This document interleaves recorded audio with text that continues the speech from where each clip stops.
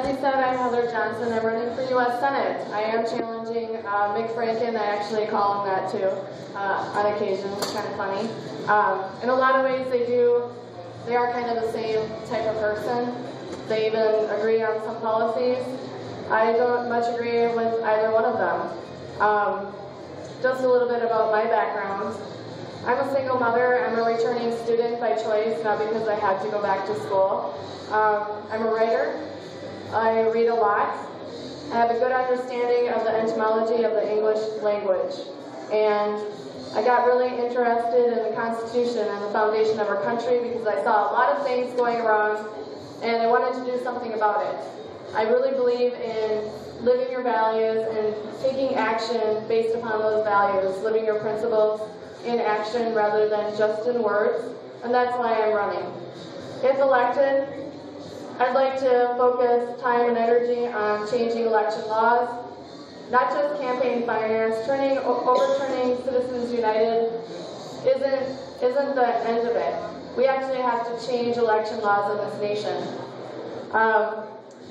Speaking to your point on judges having so much power on interpreting the Constitution, I think it's also a duty of the American people. I took the time to go out and educate myself on how this nation was founded.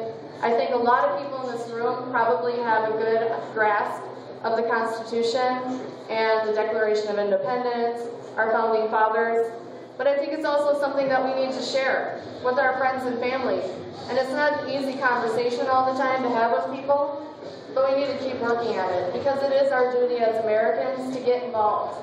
We, the people, grant the government power. They do not take their power. They are there to serve the people as a whole, not certain groups.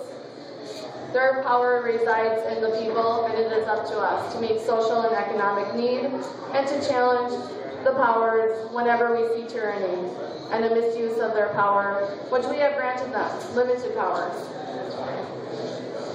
Today, I think that government has become a business for the wealth and power of a lot of politicians, locally, on a state level, and nationally. I think our intervention policies overseas are a testament to that. We see cyclical conflict in the Middle East that has lasted not just the last 13 years. Someone had asked the question, it's been 13 years since we went to war in Iraq and Afghanistan. And even before that, the Cold War, every military conflict in America since before World War I is through our intervention in foreign affairs and foreign governments. And I think it's done more to consolidate power and wealth for certain groups and individuals and politicians than it has to really help the American people, because we are paying for that with our lives and with our tax dollars, and I oppose that. I think if we want to help people, we need to do so through humanitarian aid. Bombs, they're not humanitarian aid. And I think we can do so directly. This lady shared her story about Katrina.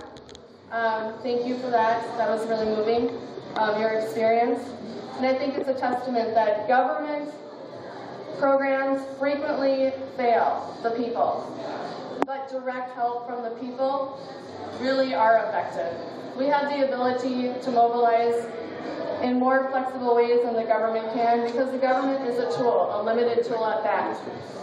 We, however, are complex creatures with the ability to innovate and create on a diverse level, meeting multiple needs and interests directly, and maybe more than one way works. So that's another thing I'd like to bring into the federal government, if elected. I'd like to stick to what the federal government is supposed to do rather than what they want to do. The Constitution is a limitation on power. We need to respect that. We need to respect our duties to serve the people, defend our liberties, and provide justice when those liberties are infringed. Social and economic need, we can actually meet those needs better than government. For every business that government gets involved, it creates a limitation on other people to create competitive industry and to create jobs themselves. Keegan and I were actually just talking about that on the way up, how industry is greatly manipulated through government initiatives, from small businesses to really large ones. If the government is involved, it is a limitation upon the people.